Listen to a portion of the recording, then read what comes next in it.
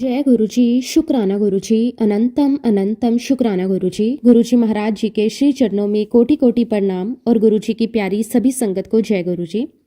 संगत जी, गुरुजी की कृपा को शब्दों में बांध पाना आसान नहीं है। ये वो अनुभूति है जो केवल महसूस की जाती है। गुरुजी इस समय अपनी संगत को चुनते हैं। जब किसी भाग्यशाली आत्मा पर गुरुजी की नजर पड़ जाती है तब वह जाने अनजाने उनकी शरण में खींची चली आती है। ये कोई संयोग नहीं बल्कि गुरुजी की कृपा और बुलावा होता है। जिस क्षण कोई संगत गुरुजी की शरण में आ जाती है उसी क्षण से उसके जीवन में परिवर्तन की शुरुआत हो जाती है। जीवन की उलझने, परेशानी, डर और निराशा धीरे धीरे समय ही समाप्त होने लगती हैं। गुरुजी अपने भक्तों के दुख हर लेते हैं और उनके जीवन को शांति, विश्वास और पॉजिटिविटी से भर देते हैं। गुरुजी की शरण में आने के बाद इंसान अकेला नहीं रहता। हर कदम पर गुरुजी का साथ महसूस होता है। जो भी सच्चे मन और पूरी श्रद्धा से गुरुजी के चरणों में समर्पित हो जाता है उसका पूरा जीवन बदल जाता है। गुरुजी ना केवल रास्ता दिखाते हैं बल्कि समय उस रास्ते पर चलकर अपने भक्तों को मंजिल तक पहुंचाते हैं। संगत जी, आज का सत्संग बहुत ही सुंदर, बहुत ही प्यारा सत्संग है। संगत जी, आज हम जिस प्यारी और ब्लेस संगत का सत्संग सुनने जा रहे हैं संगत जी, वो परवीन अंकल और रजनी आंटी का सत्संग है। तो चलिए संगत जी, पूरी श्रद्धा भाव के साथ इस सत्संग को शुरू करते हैं। जय गुरुजी, शुक्राना गुरुजी, अनंतम अनंतम शुक्राना गुरुजी। संगत जी, सबसे पहले गुरुजी महाराज जी के पावन चरणों में मेरा कोटि कोटि नमन, कोटि कोटि प्रणाम। गुरुजी की प्यारी स्नेह से भरी हुई और आशीर्वाद से ओत प्रोत सभी संगत जी को मेरा सादर नमस्कार। जय गुरुजी, शुक्राना गुरुजी। संगत जी, अगर मैं ये कहूँ कि गुरुजी महाराज जी ने मेरे पूरे परिवार पर, मुझ पर और मेरी हर श्वास पर अनेक कृपाएं बरसाई हैं तो ये बहुत कम होगा। गुरुजी महाराज जी ने जीवन के हर मोड़ पर, हर परिस्थिति में, हर निर्णय में मुझे अपनी दिव्य ब्लेसिंग्स दी है।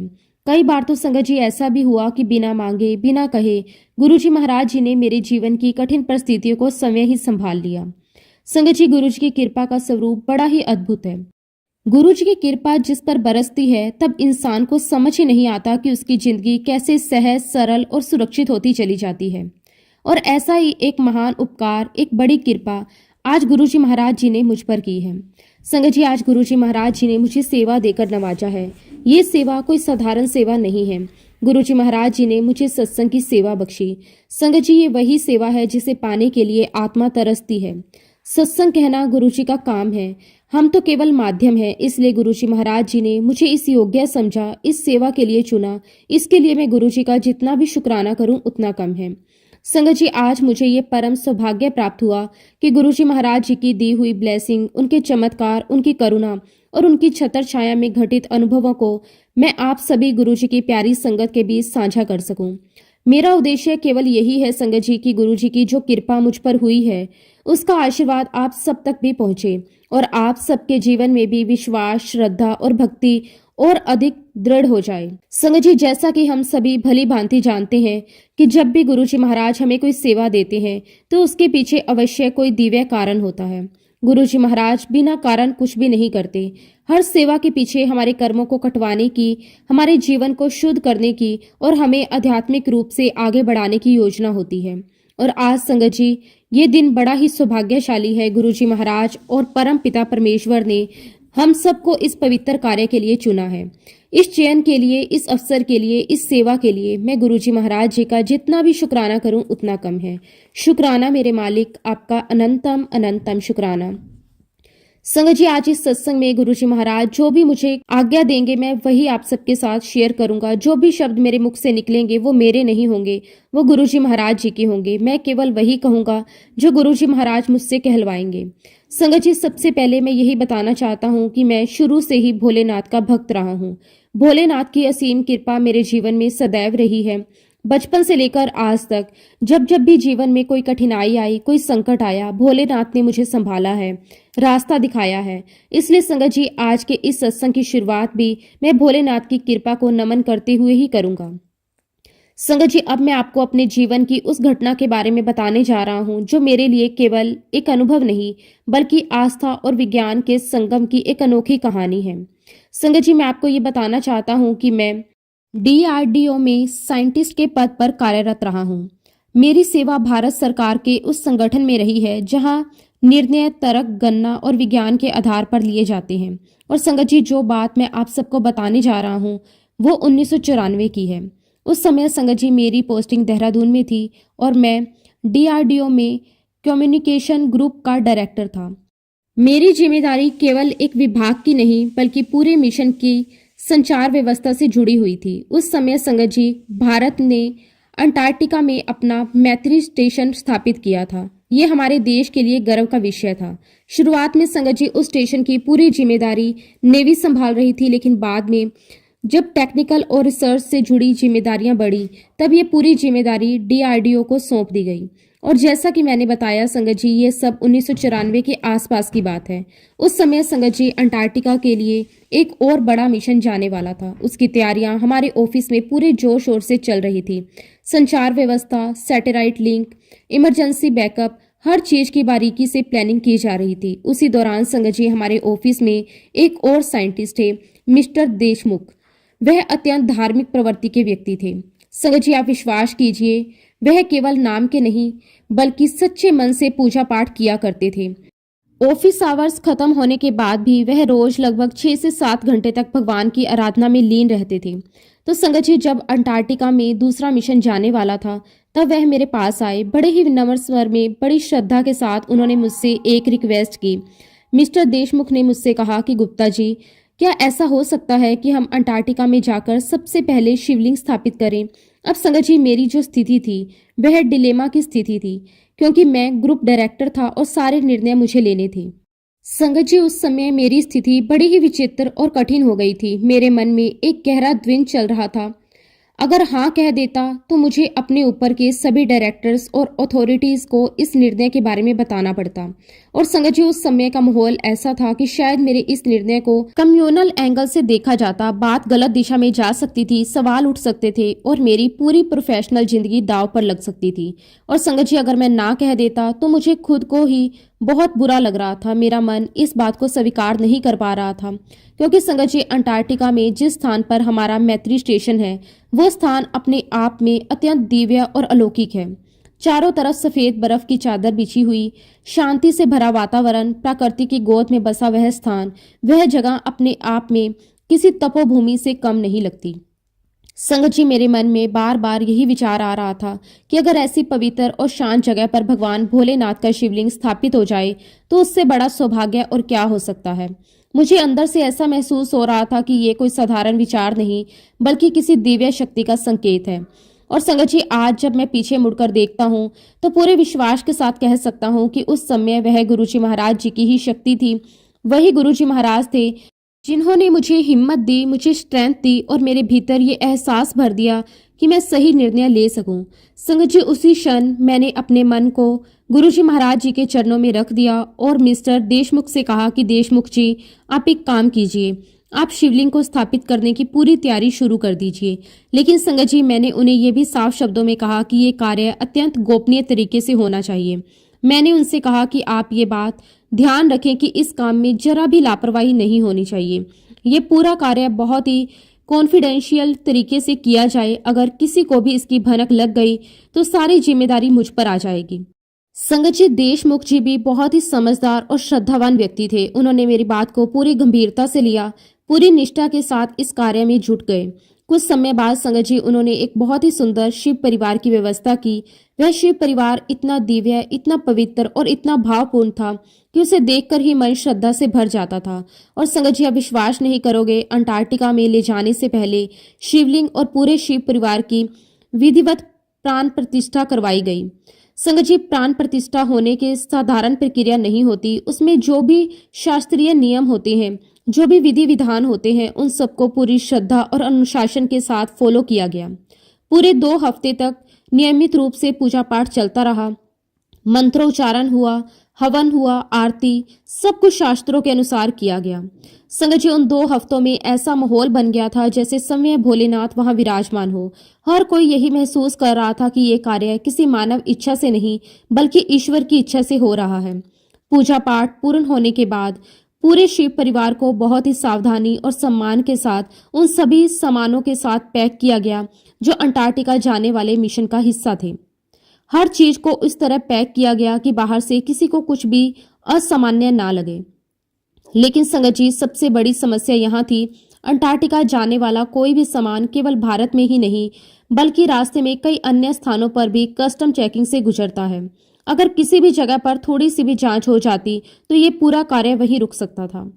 और संगत जी, यही मैं पूरे विश्वास के साथ कहता हूँ, जैसे ईश्वर की इच्छा होती है वैसे ही होता है। जो ईश्वर चाहते हैं वही होकर रहता है। गुरुजी महाराज जी की कृपा और भोलेनाथ की असीम अनुकंपा से किसी भी जगह पर उस सामान की चेकिंग नहीं हुई। ना किसी ने सवाल पूछा, ना किसी ने पैकेट खोला। जैसे समय भोलेनाथ उस शिव परिवार की रक्षा करते हुए उसे अपने स्थान तक ले जा रहे हों। और संगत जी, भोलेनाथ की कृपा से वह पूरा शिव परिवार सुरक्षित रूप से अंटार्कटिका के मैत्री स्टेशन पहुंच गया। ये बात होगी संगत जी 28 दिसंबर 1994 की। और फिर संगत जी, उसी दिन भारतीय समय के अनुसार वहां शिवलिंग की स्थापना की गई। उस समय संगत जी, वहां का तापमान -2.2 डिग्री सेंटीग्रेड था। बर्फीली हवाएं तेज चल रही थी, शरीर सुन्न हो रहा था, हाथ पैर कांप रहे थे, लेकिन मन में श्रद्धा और उत्साह की गर्मी थी। संगत जी, यहाँ मैं आपको एक बहुत ही इंपॉर्टेंट बात बताना चाहता हूँ। अंटार्कटिका में अगर आप सीमेंट या कंक्रीट से कुछ भी बनाते हो तो थोड़ी ही देर में वह रेत की तरह बिखर जाता है। वहां की परिस्थितियां इतनी कठोर हैं कि सामान्य निर्माण टिक ही नहीं पाता। लेकिन संगत जी, हमारी पूरी टीम ने बहुत मेहनत की, पूरे समर्पण के साथ, पूरी लगन से हर चुनौती का सामना किया। ठंड, हवाएं, मुश्किल हालात कुछ भी हमारे इरादे को डिगा नहीं सके।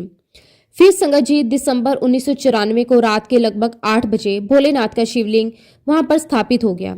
संगत जी, वह शिवलिंग आज भी मैत्री स्टेशन में उसी स्थान पर विराजमान है। हमारे बाद वहां और भी बहुत सारे लोग गए। आज तक बहुत से लोगों को ये पता ही नहीं है कि वह शिवलिंग वहां कैसे पहुंचा, किसने स्थापित किया और किन परिस्थितियों में वह कार्य संभव हो पाया। और संगत जी, इसके लिए गुरुजी महाराज जी का कोटि कोटि शुक्राना। उनके आशीर्वाद से, भोलेनाथ की कृपा से, बहुत प्यार से, बहुत मेहनत से, पूरी लगन और गहरी श्रद्धा के साथ वहां शिवलिंग स्थापित हो सका।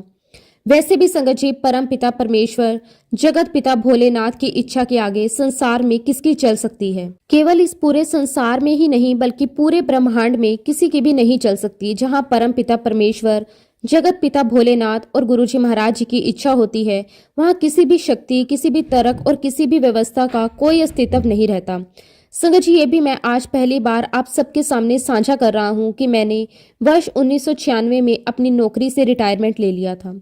संगत जी, उस दिन से लेकर आज तक लगभग इतने वर्षों में मैंने ये पूरी बात किसी के साथ साझा नहीं की। ये अनुभव, ये कृपा, ये दिव्य घटना मैं अपने हृदय में समेट कर रखे हुए था। आज गुरुजी महाराज जी की प्रेरणा से, उनकी आज्ञा से, उनके आशीर्वाद से ये बात पहली बार सत्संग के माध्यम से आप सबके साथ साझा कर रहा हूँ। संगत जी, ये कोई साधारण बात नहीं है। इतनी बड़ी घटना इतने वर्षों तक मन में छुपी रहे, लेकिन गुरुजी महाराज जी का समय जब आता है तब भी वह बात बाहर आती है। आज का दिन गुरुजी महाराज जी ने समय चुना है। संगत जी, मैत्री स्टेशन में जो शिवलिंग हमने स्थापित किया था उसका नाम गोरेश्वर महादेव, ये नाम भी देशमुख साहब ने ही बड़े भाव और श्रद्धा के साथ दिया था। संगत जी, ये नाम अपने आप में बहुत गहरी अनुभूति लिए हुए है। बर्फों के बीच कठोर परिस्थितियों में अंटार्कटिका की तपोभूमि में विराजमान गोरेश्वर महादेव, ये समय भोलेनाथ की लीला है। संगत जी, ये तो एक कृपा थी, लेकिन इसके अलावा भी भोलेनाथ और गुरुजी महाराज जी ने हमारे ऊपर एक और अद्भुत कृपा की। और संगत जी, अब जो महिमा हम बताने जा रहे हैं वह महिमा शिवरात्रि के पावन दिन मिलने वाले प्रसाद की। संगत जी, आप सब जानते हैं कि शिवरात्रि का दिन समय भोलेनाथ की विशेष कृपा का दिन होता है।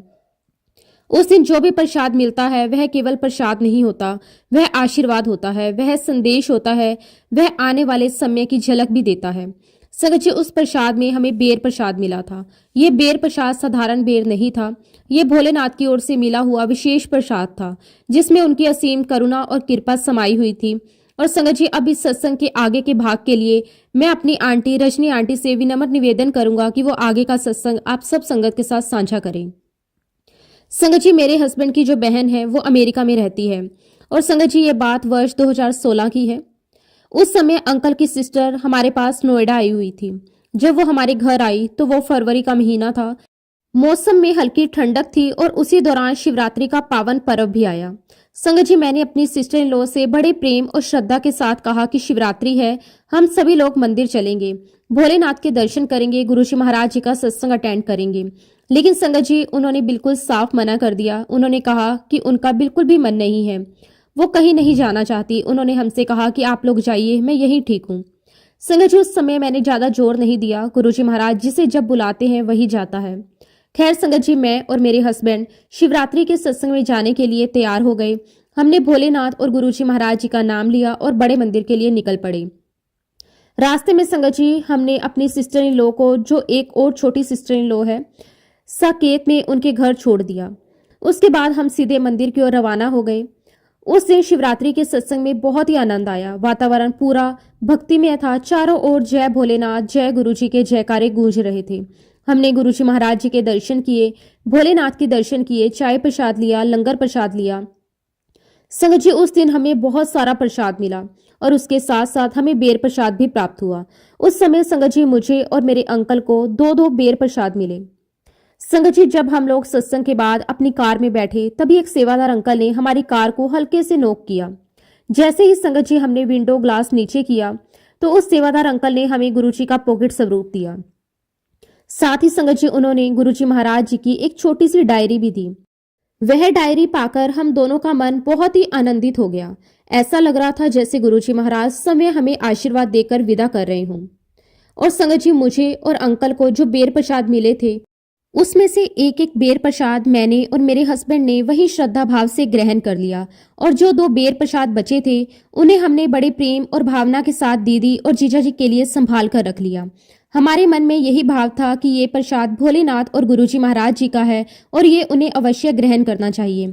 संगत जी वापसी में आते हुए हम लोग साकेत गए और वहां से छोटी सिस्टर के घर से दीदी और जीजा जी को पिक कर लिया।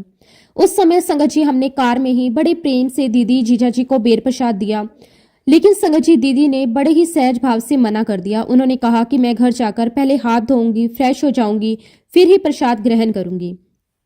संगत जी हम उनकी बात समझ गए। प्रसाद के प्रति सम्मान और मर्यादा का भाव भी होता है। खैर हम सब घर पहुंच गए। घर आकर सबने अपने अपने काम निपटाए, फ्रेश हुए, खाना वाना खाया। लेकिन संगत जी इसके बावजूद दीदी ने बेर प्रसाद के बारे में कुछ भी नहीं पूछा। संगत जी उस समय मैंने भी उन्हें ज्यादा फोर्स नहीं किया। मैंने मन में यही सोचा कि चलो आज नहीं तो कल ग्रहण कर लेगी। गुरुजी महाराज जी का प्रसाद है, समय आने पर सब कुछ अपने आप होगा। लेकिन संगत जी अगले दिन भी वही स्थिति रही। दीदी जीजा जी ने ना तो बेर प्रसाद का जिक्र किया और ना ही उसे ग्रहण करने की कोई इच्छा जताई। संगत जी तब मेरे मन में ये विचार आया कि शायद ये प्रसाद हमारे लिए ही रखा गया है।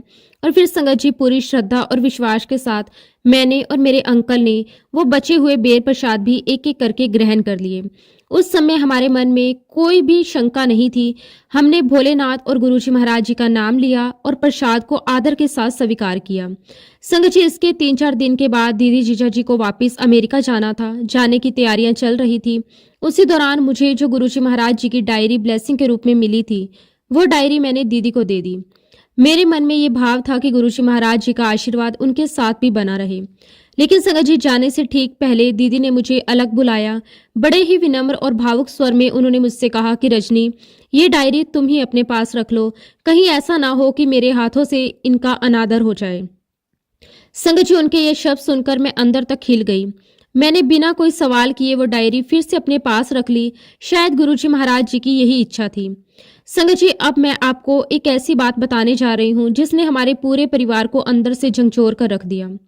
संगत जी मेरी सिस्टर इन लॉ को पहले से ही स्किन से जुड़ी हुई एक समस्या थी। ये समस्या बहुत पुरानी थी, लेकिन जब वो अमेरिका पहुंची तो वहां जाकर वो समस्या अचानक बहुत ज्यादा बढ़ गई। उनके शरीर पर तकलीफ बढ़ने लगी, जलन होने लगी और धीरे धीरे स्थिति गंभीर होती चली गई। संगत जी वहां उन्होंने डॉक्टर को दिखाया, कई टेस्ट हुए, जांच करवाई। जब संगत जी डॉक्टर ने पूरी तरह डायग्नोज किया तो उन्होंने बताया, वो सुनकर पैरों तले जमीन खिसक गई। डॉक्टर ने कहा कि ये स्किन की एक विशेष प्रकार की कैंसर की बीमारी है। और संगत जी सबसे भयानक बात यह थी कि डॉक्टर ने साफ साफ शब्दों में ये कहा कि इस प्रकार के कैंसर की कोई भी विशेष दवाई उपलब्ध नहीं है।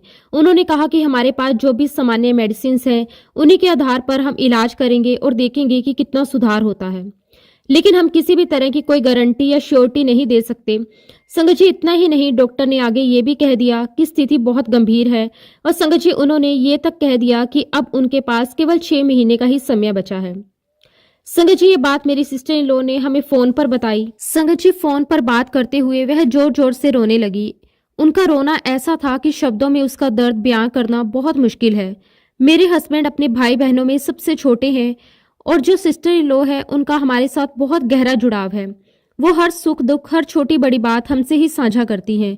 इसलिए जब ये विपत्ति आई तो उन्होंने सबसे पहले हमें ही फोन किया। वो रोते रोते कहने लगी, मुझे कुछ भी समझ नहीं आ रहा।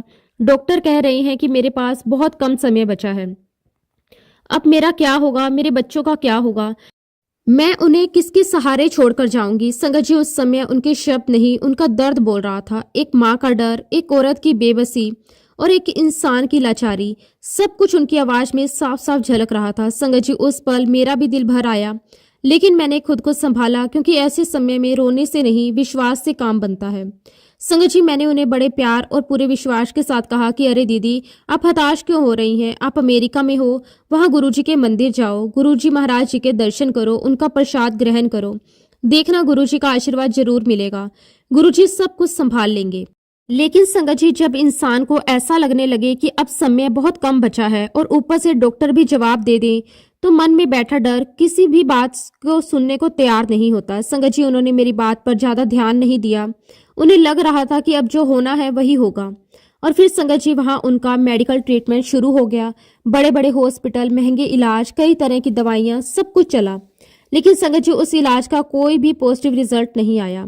बीमारी जस की तस बनी रही। आज जब मैं पीछे मुड़कर देखती हूँ तो समझ आता है कि ये सब गुरुजी महाराज जी की ही लीला थी। गुरुजी महाराज जी को उनके कर्म कटवाने थे। जब तक कर्म पूरे नहीं होते तब तक दवा भी असर नहीं करती। लेकिन संगत जी, ईश्वर की कृपा देखिए, जहां डॉक्टरों ने साफ साफ कह दिया था कि सिर्फ 6 महीने का समय बचा है, वहां गुरुजी महाराज की कृपा से उनका इलाज पूरे 1 साल तक चलता रहा। ये अपने आप में एक बहुत बड़ी कृपा थी। और संगत जी, समय ऐसे बीतता गया, देखते देखते फिर से फरवरी का महीना आ गया। फरवरी आते ही शिवरात्रि का पावन पर्व भी आ गया। संगत जी, उसी दिन उनका न्यूयॉर्क में किसी बड़े हॉस्पिटल में अपॉइंटमेंट था। जब उन्होंने ये बात हमसे शेयर की तो मेरे मन में फिर से उम्मीद की एक किरण जगी। मैंने उनसे बड़े प्रेम से कहा कि दीदी, अगर आप न्यूयॉर्क जा रही हैं तो न्यू जर्सी जरूर जाना। वहां गुरुजी महाराज जी का मंदिर है और आज शिवरात्रि है। वहां बहुत बड़ा सत्संग होता है, शिवरात्रि का सेलिब्रेशन होता है। आप वहां जाकर गुरुजी महाराज जी के दर्शन जरूर करना, लंगर प्रसाद ग्रहण करके आना। लेकिन संगत जी, सिस्टर इन लॉ ने कहा कि अरे, मेरा तो अपॉइंटमेंट शाम का है, वैसे ही बहुत देर हो जाएगी, मैं शायद नहीं जा पाऊंगी। संगत जी, तब भी हमने उन्हें यही कहा कि ठीक है दीदी, आप देख लेना, जैसा गुरुजी महाराज चाहेंगे वैसा ही होगा। और संगत जी, सच तो ये है कि उस दिन गुरुजी महाराज जी के दरबार में उनका बुलावा था। संगत जी, वो उस दिन दोपहर में ही अपने हॉस्पिटल के अपॉइंटमेंट से फ्री हो चुके थे। जब वो हॉस्पिटल से बाहर निकली तो उनके मन में अचानक एक विचार आया। उन्होंने सोचा कि आज तो मैं समय से पहले ही फ्री हो गई हूँ, मेरे पास समय भी है, तो क्यों ना मैं न्यू जर्सी जाकर गुरुजी महाराज जी के मंदिर के दर्शन कर लूं। संगत जी, ये कोई साधारण विचार नहीं था, ये गुरुजी महाराज जी की प्रेरणा थी। जब गुरुजी का बुलावा आता है तो परिस्थितियां अपने आप बनती चली जाती हैं, रास्ते खुलते चले जाते हैं, समय अपने आप मिल जाता है और मन उसी दिशा में खींचता चला जाता है। और फिर संगत जी, उन्होंने बिना देर किए न्यू जर्सी की ओर प्रस्थान किया। जब वो गुरुजी महाराज जी के मंदिर पहुंची तो वहां शिवरात्रि का भव्य सेलिब्रेशन चल रहा था। पूरा वातावरण भक्तिमय था। चारों ओर जय गुरुजी, जय भोलेनाथ के जयकारे गूंज रहे थे। मंदिर का वातावरण ऐसा लग रहा था कि मानो स्वयं भोलेनाथ और गुरुजी महाराज वहां पे विराजमान हो। संगत जी, उन्होंने वहां पूरी श्रद्धा के साथ आरती अटेंड की और उस आरती के समय उनके मन में ना कोई डर था, ना बीमारी का ख्याल, बस एक ही भावना थी कि गुरुजी महाराज, अब सब आपकी मर्जी है। उसके बाद उन्होंने पूरे ध्यान और भक्ति भाव से सत्संग भी अटेंड किया। सत्संग के एक एक शब्द उनके दिल में उतरते चले गए। सत्संग के बाद संगत जी, उन्होंने गुरुजी महाराज जी का लंगर प्रसाद ग्रहण किया। वो प्रसाद केवल भोजन नहीं था, वो आशीर्वाद था, वो जीवन की संजीवनी था। फिर संगत जी, जैसे ही वह प्रसाद लेकर बाहर आई तो बाहर उन्हें बेर प्रसाद भी मिला। संगत जी, बेर प्रसाद को देखते ही दीदी का मन खुशी से भर गया, उनका चेहरा खिल उठा। उन्हें तुरंत याद आया कि कैसे पहले उन्होंने बेर प्रसाद ग्रहण नहीं किया था और आज गुरुजी महाराज जी ने स्वयं उन्हें बेर प्रसाद दिया। उसी समय उन्होंने हमें वो फोन किया और बड़े उत्साह से कहा कि देखो, आज मुझे गुरुजी महाराज जी का बेर प्रसाद मिल गया। संगत जी, ये सुनते ही मैंने उनसे पूरे विश्वास के साथ कहा कि दीदी, आपको गुरुजी महाराज जी की ब्लेसिंग्स मिल गई है। अब देखना, आप बहुत जल्दी ठीक हो जाओगी। गुरुजी महाराज जी ने आपको अपने आशीर्वाद की मोहर लगा दी है। संगत जी, इसके बाद वो एक बार फिर हॉस्पिटल गई। वो हॉस्पिटल के कॉरिडोर में बैठी हुई थी। मन में थोड़ी चिंता थी, लेकिन साथ ही एक अजीब सी शांति भी थी। तभी संगत जी पता नहीं कहां से एक वृद्ध महिला उनके पास आई। उस ओल्ड लेडी ने बड़े स्नेह से दीदी के कंधे पर हाथ रखा, फिर उनका हाथ अपने हाथ में लिया और बहुत ही प्यार भरे स्वर में कहा, यू आर वेरी ब्लेस्ड। संगत जी, ये सुनकर दीदी चौंक गई। अमेरिका जैसे देश में जहां लोग एक दूसरे से ज्यादा बात नहीं करते, किसी अनजान महिला का इस तरह आकर आशीर्वाद देना बहुत ही अनोखी और असामान्य बात थी। उस क्षण दीदी को अंदर से कुछ बहुत अलग सा महसूस हुआ। उन्होंने तुरंत हमें फोन किया और सारी बात बताई। तब मैंने दीदी से कहा कि दीदी, आज तो गुरुजी महाराज जी ने आपको पूरा ब्लेस कर दिया। ये कोई साधारण महिला नहीं थी। गुरुजी महाराज स्वयं उस ओल्ड लेडी के रूप में आपके पास आए थे। अब देखना, आप बिल्कुल ठीक हो जाओगी।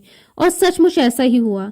जिस दिन से दीदी ने गुरुजी महाराज जी का बेर प्रसाद ग्रहण किया था, जिस दिन से उस ओल्ड लेडी ने उन्हें आशीर्वाद दिया था, उसके बाद से सब कुछ बदलने लगा। एक एक करके उनके सारे टेस्ट नॉर्मल आने शुरू हो गए। जो रिपोर्ट्स पहले डराने वाली होती थी, अब वही रिपोर्ट्स उम्मीद देने लगी। दिन ब दिन उनकी सेहत में सुधार होता चला गया। शरीर में ताकत लौटने लगी। मन से डर खत्म होने लगा। आज उस बात को इतने साल बीत चुके हैं और आज दीदी के शरीर में एक भी कैंसर सेल नहीं है।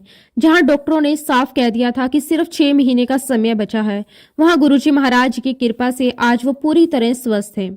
और संगत जी, ये सब कौन कर सकता है? गुरुजी महाराज जी के सिवा ऐसा चमत्कार, ऐसा मिरेकल कोई और कर ही नहीं सकता। और संगत जी, मैं एक बार फिर दोहराना चाहूंगी, जो गुरुजी महाराज जी का हमें प्रसाद मिलता है, खास तौर पर संगत जी जो बेर प्रसाद मिलता है, उसमें बहुत बहुत ताकत है। संगत जी, आज जब हम पीछे मुड़कर पूरे घटनाक्रम को देखते हैं तो हमारे मन में बार बार यही भाव आता है कि अगर दीदी ने वो बेर प्रसाद उसी समय ग्रहण कर लिया होता तो शायद ये बीमारी उन्हें छू भी नहीं पाती। लेकिन संगत जी, गुरुजी महाराज जी की हर लीला के पीछे एक गहरा कारण होता है। दीदी को अपने कुछ कर्म काटने थे, गुरुजी महाराज जी को उनके कर्म कटवाने थे, इसलिए उस प्रक्रिया में थोड़ा समय लगा। संगत जी, गुरुजी महाराज कभी भी किसी को बिना कारण कष्ट नहीं देते। जो भी होता है वो हमारी आत्मा की शुद्धि के लिए होता है। जब सही समय आता है तब गुरुजी महाराज अपनी पूरी कृपा बरसाते हैं। दीदी के जीवन में भी ऐसा ही हुआ। जब समय पूरा हुआ, जब कर्म कट गए, तब गुरुजी महाराज जी ने उन्हें बहुत बहुत ब्लेस किया। और आज उन्हीं गुरुजी के आशीर्वाद से दीदी पूरी तरह से कैंसर फ्री है। ये किसी दवा का कमाल नहीं, ये किसी मेडिकल साइंस का चमत्कार नहीं, ये सिर्फ और सिर्फ गुरुजी महाराज जी की कृपा है। शुक्राना मेरे मालिक, आपका अनंतम अनंतम शुक्राना।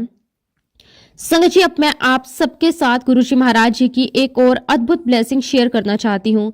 ये घटना उस समय की है जब लॉकडाउन के बाद धीरे धीरे स्थितियां सामान्य होनी शुरू हो गई थी और बड़े मंदिर में जाने के लिए ई पास जनरेट होना शुरू हुआ था। लगभग ये बात अक्टूबर 2020 की है। जब ई पास बनने शुरू हुए तो हमें भी ये जानकारी मिली। हमने भी ऑनलाइन फॉर्म भरना शुरू किया। लेकिन संगत जी, मेरे हस्बैंड की उम्र उस समय लगभग 70 साल की थी और मेरी भी उम्र करीब 65 साल की थी। जब भी हम ऑनलाइन अपनी जानकारी भरते, हर बार हमारा फॉर्म रिजेक्ट हो जाता। हर बार संगत जी एक ही मैसेज आता, 6 मंथ्स के लिए सारी बुकिंग्स हो चुकी हैं। संगत जी, बार बार रिजेक्शन देखकर मन थोड़ा उदास हो गया। फिर हमने सोचा कि शायद गुरुजी महाराज जी की यही मर्जी है, इसलिए हमने कुछ समय के लिए बुकिंग करने की कोशिश ही बंद कर दी। हमारे संपर्क में एक और आंटी है, मोनिका आंटी। वो उम्र में हमसे काफी यंग है और उनके साथ हमारा बहुत अच्छा और बहुत प्यारा रिश्ता है। संगत जी, हैरानी की बात ये थी कि यंग होने के बावजूद भी उनका भी ई पास रजिस्ट्रेशन नहीं हो पा रहा था। एक दिन संगत जी, मोनिका आंटी ने हमें बताया कि उन्होंने मन ही मन गुरुजी महाराज जी से एक बात कही। उन्होंने सोचा कि अगर गुरुजी महाराज की कृपा से मेरा ई पास बुक हो जाता तो मैं ये ई पास गुप्ता अंकल और आंटी को गिफ्ट कर दूंगी। संगत जी, आप विश्वास नहीं करेंगे, जैसे ही उनके मन में ये सेवा का भाव आया, उसी क्षण गुरुजी महाराज जी ने उनकी सुन ली। उनके ई पास बुक हो गए। संगत जी, जैसे ही ई पास कंफर्म हुए, मोनिका आंटी ने हमें तुरंत फोन किया। उन्होंने बहुत खुशी से कहा कि आंटी, आज ही मेरे ई पास बुक हो गए हैं और ये ई पास मैं आप दोनों को गिफ्ट कर रही हूँ। संगत जी वह ये भी जानती थी कि मेरे हस्बैंड की तबीयत अक्सर खराब रहती है, इसलिए उन्होंने आगे कहा कि अंकल आंटी आप चिंता मत कीजिए, मैं खुद आप दोनों को ड्राइव करके मंदिर लेकर जाऊंगी। आप दोनों आराम से दर्शन करने अंदर जाइए, मैं बाहर कार में ही बैठी रहूंगी। संगत जी उस समय ई पास मिलना बहुत मुश्किल था, इसलिए हमें ये बात थोड़ी अवॉइड भी लगी कि मेरे अंकल ने उनसे कहा कि नहीं, आपको इशू हुआ है, आप जाइए, एक काम करो आप और रजनी चले जाओ, मैं बाहर ही बैठा रहूंगा। लेकिन संगत जी मोनिका आंटी ने बहुत ही श्रद्धा के साथ कहा कि नहीं अंकल, मैंने गुरुजी महाराज जी से आप दोनों के लिए कहा है। गुरुजी महाराज जी ने मुझे ये सेवा बख्शी है, जब गुरुजी महाराज सेवा देते हैं तो उसे पूरा करना हमारा धर्म होता है। अंदर तो आप दोनों ही जाएंगे। अब संगत जी गुरुजी महाराज जी की कृपा से वो शुभ दिन भी आ गया। 6 तारीख को हम तीनों, मैं, मेरे हस्बैंड और मोनिका आंटी सुबह सुबह बड़े मंदिर के लिए निकल पड़े। मन में थोड़ा उत्साह था, थोड़ा डर भी था और दिल में बस एक ही अरदास, जय गुरुजी, जो भी आपकी मर्जी हो वही हो। संगत जी जैसे ही हम बड़े मंदिर पहुंचे, सबसे पहले पार्किंग एरिया में गाड़ी लगाई। वहां पर सेवादार अंकल तैनात थे। उन्होंने बहुत शांति और विनम्रता से हमसे ई पास मांगा। मोनिका आंटी ने आगे बढ़कर ई पास उन्हें दिया। जैसे ही संगत जी सेवादार अंकल ने ई पास देखा, उन्होंने स्वाभाविक रूप से पूछा कौन जाएगा। इस पर मोनिका आंटी ने बिना एक पल की देरी किए पूरे विश्वास के साथ कहा कि अंकल, पीछे जो अंकल आंटी बैठे हैं वही जाएंगे। संगत जी सेवादार अंकल ने ई पास को फिर से ध्यान से देखा और थोड़ी गंभीर आवाज में बोले, लेकिन इस ई पास पर तो आपका नाम लिखा हुआ है। मोनिका आंटी ने बहुत ही सरलता और श्रद्धा से जवाब दिया कि अंकल, वैसे भी एक ई पास पर 2 लोग तो जाते ही हैं, इसलिए अंकल आंटी ही जाएंगे। इस पर सेवादार अंकल ने नियमों की बात करते हुए कहा, यहाँ एक पास पर 2 लोग जाते हैं, लेकिन दोनों लोगों का नाम उसमें मेंशन होना चाहिए। आपके इस पास पर तो सिर्फ आपका ही नाम मेंशन है। संगत जी उस पल दिल थोड़ा घबरा गया, लेकिन फिर भी गुरुजी महाराज जी पर पूरा भरोसा था। सेवादार अंकल ने थोड़ी देर सोचने के बाद कहा, खैर मैं आपको यहाँ से तो जाने दे देता हूँ, लेकिन अंदर जो सेवादार होंगे अगर वे आपको जाने दें तो ठीक है, वरना मैं कुछ नहीं कर पाऊंगा। संगत जी हमने हाथ जोड़कर कहा कि ठीक है अंकल, और हम जय गुरुजी बोलकर आगे चल दिए। फिर संगत जी हम लोग आगे बढ़ गए और अंदर की ओर चल पड़े। जैसे जैसे हम आगे बढ़ रहे थे, मन में लगातार यही चल रहा था कि हे गुरुजी महाराज, अब सब कुछ आपके हाथ में है। अब संगत जी अंदर पहुंचने पर एक लंबी लाइन लगी हुई थी। हर कोई बड़े श्रद्धा भाव से अपनी बारी का इंतजार कर रहा था। हम भी लाइन में लग गए। वहां का वातावरण बहुत शांत था, लेकिन नियमों की सख्ती साफ महसूस हो रही थी। संगत जी जैसे कि पहले कहा गया था कि अंदर भी फिर से चेकिंग होनी थी, और वही हुआ। अंदर तक मोनिका आंटी भी हमारे साथ आई थी। चेकिंग पॉइंट के पास पहुंचते ही फिर वही सवाल उठने लगा। तब संगत जी मोनिका आंटी ने बहुत समझदारी से मुझसे धीरे से कहा कि आंटी, आप ई पास का नंबर अपने मोबाइल में फीड कर लो और आप आगे बढ़ो। मैं यहाँ इनसे बात करती हूँ और आपको बता देती हूँ। उनकी आंखों में विश्वास था, उनके चेहरे पर सेवा का भाव था। उन्होंने सच में ये मान लिया था कि गुरुजी महाराज जी ने उन्हें ये सेवा सौंपी है और वो इसे पूरा करके ही रहेंगी। संगत जी वही सेवादार अंकल बार बार यही कह रहे थे कि इस पास पर तो आपका ही नाम लिखा है, हम किसी 2 लोगों को कैसे जाने दे सकते हैं। मोनिका आंटी बहुत देर तक उनसे बात करती रही। उन्होंने बहुत विनम्रता से, बहुत धैर्य के साथ सारी बात समझाने की कोशिश की, लेकिन संगत जी नियमों के आगे किसी की एक न चली। आखिरकार सेवादार अंकल ने मेरे हस्बैंड को अंदर जाने की अनुमति नहीं दी। उस समय तक संगत जी मैं आगे बढ़ चुकी थी और अंदर प्रवेश कर चुकी थी। उस पल दिल में थोड़ा दर्द जरूर था, लेकिन तभी मेरे हस्बैंड ने बहुत शांति और संतोष से कहा, कोई बात नहीं, हम दोनों में से कोई एक भी अंदर चला गया तो बहुत बड़ी बात है। संगत जी जब मैं अंदर दरबार में पहुंची तो मन अपने आप ही एक अलग ही अवस्था में चला गया। ऐसा लग रहा था कि मानो बाहर की सारी हलचल, सारी परेशानियां, सारे प्रश्न वहीं छूट गए हों। गुरुजी महाराज जी के चरणों में बैठते ही मन पूरी तरह शांत हो गया। आंखों से अपने आप ही आंसू बहने लगे और दिल में बस यही निकला, शुक्राना गुरुजी, आपका अनंतम अनंतम शुक्राना। मैंने पूरे मन से गुरुजी महाराज जी के दर्शन किए, अरदास की अपने हस्बैंड के लिए, अपने परिवार के लिए, मोनिका आंटी के लिए और उन सभी के लिए जिनके दिल में गुरुजी महाराज जी के लिए श्रद्धा है। उस समय ऐसा महसूस हो रहा था कि मानो गुरुजी महाराज सब सुन रहे हों, सब समझ रहे हों। दर्शन करके जब मैं बाहर आने लगी तो संगत जी अचानक मेरे मन में एक विचार आया। ना जाने क्यों दिल ने कहा कि एक बार मैं अपना ई पास ध्यान से देखूं। शायद गुरुजी महाराज जी ने ही मन में ये बात डाली थी। जैसे ही संगत जी मैंने अपना मोबाइल खोला, ई पास का नंबर देखा तो मेरी आंखें वहीं की वहीं ठहर गई। दिल की धड़कन तेज हो गई। उस पर साफ साफ लिखा था RG 5156। संगत जी, उस पल मैं सच में सन्न रह गई, क्योंकि RG का मतलब था रजनी गुप्ता और 5156 मेरी डेट ऑफ बर्थ। संगत जी, ये कोई संयोग नहीं हो सकता, ये तो साफ साफ गुरुजी महाराज जी का इशारा था, उनकी लीला थी, उनका आशीर्वाद था। मेरी आंखों से आंसू बहने लगे, मन में हजारों भाव एक साथ उमड़ पड़े। मैं वहीं खड़ी खड़ी गुरुजी महाराज जी का शुक्राना करने लगी। जैसे ही मैं बाहर आई, मैंने सबसे पहले ई पास मोनिका आंटी को दिखाया। उन्होंने जैसे ही नंबर देखा, वो भी हैरान रह गई, उनकी आंखों में भी आंसू आ गए। फिर हमने वो ई पास सेवादार अंकल को भी दिखाया। सेवादार अंकल ने भी बड़े ध्यान से कार्ड देखा और फिर संगत जी, सेवादार अंकल ने मुस्कुराते हुए कहा, अरे आंटी, ये कार्ड तो खास तौर पर आपके लिए ही बना है, तभी तो सिर्फ आपको ही एंट्री मिली है। संगत जी, शब्द सुनकर तो दिल और भी ज्यादा भर आया। उस पल हमें पूरा विश्वास हो गया कि ये सब गुरुजी महाराज जी की मर्जी थी। उन्होंने खुद बुलाया था, खुद रास्ता बनाया था और खुद ही नियमों के बीच में रास्ता निकाल दिया था। उसके बाद संगत जी, हमने वहीं खड़े खड़े गुरुजी महाराज जी का बहुत बहुत शुक्राना किया, पूरे मन पूरे भाव से गुरुजी का धन्यवाद किया। और फिर पूरे रास्ते घर लौटते समय हम बस यही कहते रहे, शुक्राना मेरे मालिक, आपका कोटि कोटि शुक्राना। और संगत जी, उसके बाद तो गुरुजी महाराज की कृपा ऐसे बरसी कि हर हफ्ते मेरा ई पास अपने आप जनरेट होने लगा। ये किसी चमत्कार से कम नहीं था, लेकिन हैरानी की बात यह थी कि उसी दौरान ना तो मेरे हस्बैंड का ई पास बना और ना ही मोनिका आंटी का। ये भी गुरुजी महाराज जी की लीला थी। गुरुजी जैसे ये दिखा रहे थे कि बुलावा किसे और कब है। फिर संगत जी, 1 जनवरी आ गई, नया साल आ गया। इस नए साल की शुरुआत भी गुरुजी महाराज की कृपा से ही हुई। उस दिन फिर से मेरा ई पास जनरेट हो गया। तब मेरे हस्बैंड ने मुझसे कहा, मैं तुम्हें छोड़ने चलूंगा। इस तरह संगत जी, नए साल के दिन हम तीनों, मैं, मेरे हस्बैंड और मोनिका आंटी, फिर से गुरुजी महाराज के बड़े मंदिर पहुंचे। दिल में अपार श्रद्धा थी, आंखों में उम्मीद थी और मन में सिर्फ गुरुजी का नाम। संगत जी, क्योंकि उस दिन भी पास सिर्फ मेरा ही था, मैं अंदर दर्शन के लिए चली गई। मेरे हस्बैंड ने बड़े ही सहज भाव से कहा, तुम दर्शन करके आओ, कोई बात नहीं। और संगत जी, मोनिका आंटी और मेरे हस्बैंड गुरुजी के दरबार के बाहर खड़े रहे। वे दोनों बाहर खड़े खड़े पूरे मन से गुरुजी महाराज जी से अरदास कर रहे थे। मंदिर के बाहर भी एक अलग ही शांति का वातावरण था। ठंडी हवा चल रही थी, वातावरण में एक अलग ही खुशबू आ रही थी और दूर से आती आरती की ध्वनि मानो दिल को छू रही हो। मोनिका आंटी ने अपनी आंखें बंद कर ली थी। दोनों हाथ जोड़कर वो पूरी श्रद्धा और विश्वास के साथ गुरुजी महाराज जी को याद करने लगी। उनका चेहरा बिल्कुल शांत था, लेकिन दिल के अंदर भावों का सैलाब था। आंटी के मन में सिर्फ एक ही बात चल रही थी कि गुरुजी की मर्जी। संगत जी, मोनिका आंटी ने बहुत सच्चे दिल से गुरुजी महाराज जी से अरदास की। उन्होंने कहा कि गुरुजी, अब मैं आपके दरबार में तभी दर्शन करने आऊंगी जब आप खुद मेरे नाम से मेरा ई पास इशू करेंगे। बिना आपकी आज्ञा के, बिना आपके बुलावे के मैं अंदर नहीं आना चाहती। संगत जी, अरदास किसी जिद से नहीं, ये पूरी तरह समर्पण था। ये विश्वास था, अगर गुरुजी महाराज चाहेंगे तो रास्ता खुद बन जाएगा।